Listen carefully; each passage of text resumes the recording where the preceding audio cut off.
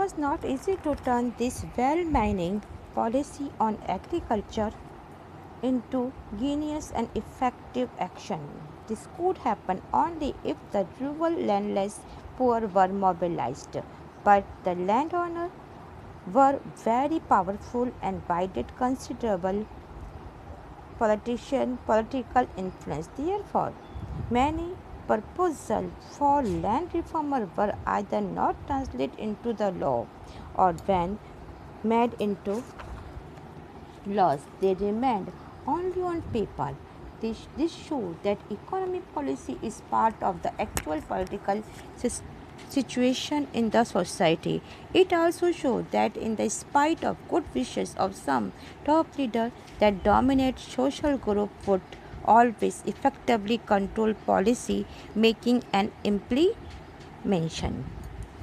अर्थात इसके अंदर कि agriculture and well mining policy से जुड़ी हुई जितनी भी पॉलिसीज़ हैं, ये सही तरीके से काम कर पाना इतना इजी नहीं था। ये तभी हो सकता था जब रूरल एंड लैंडलेस पुअर जनता अपनी ताकत के साथ में ही सामने आए, अपने मोबिलाइज जो लैंड ओनर है उनके साथ बहुत, क्योंकि लैंड ओनर जो हैं ये बहुत ही मोबिलाइज हैं, बहुत ताकतवर हैं, तो कि ये इनके सामने आए।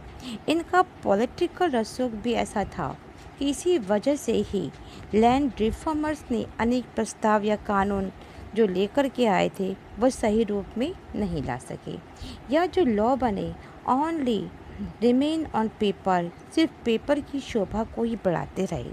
और इससे ये मालूम चलता है कि इकोनॉमी पॉलिसी किसी भी सोसाइटी की रियलिटी या पॉलिटिकल कंडीशन का ही एक पार्ट होती है।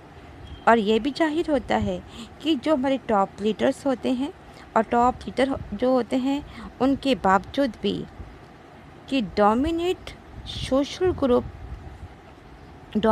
सोशल ग्रुप पॉलिसीज़ के निर्माण के समय या मेकिंग के समय ऑलवेज इफ़ेक्टिवली कंट्रोल रखते हैं। यानी कि जब भी कोई भी नेता हमारे जो टॉप लीडर्स होते हैं हमारे सामने आते हैं, तो इनका जो सोशल ग्रुप होता है, इनकी जो पॉलिसी मेकिंग होती है वो इतनी तो इफ़ेक्टिवली नहीं हो पाती है, क्योंकि पॉलिटिक्स तक हायर क्लास जो टॉप लीडर्स होते हैं और या पैसे वाले होते हैं, जो पावरफुल होते हैं, उनका हाथ रहता है, तो ये अपना वर्क को सही तरीके से नहीं कर पाते हैं।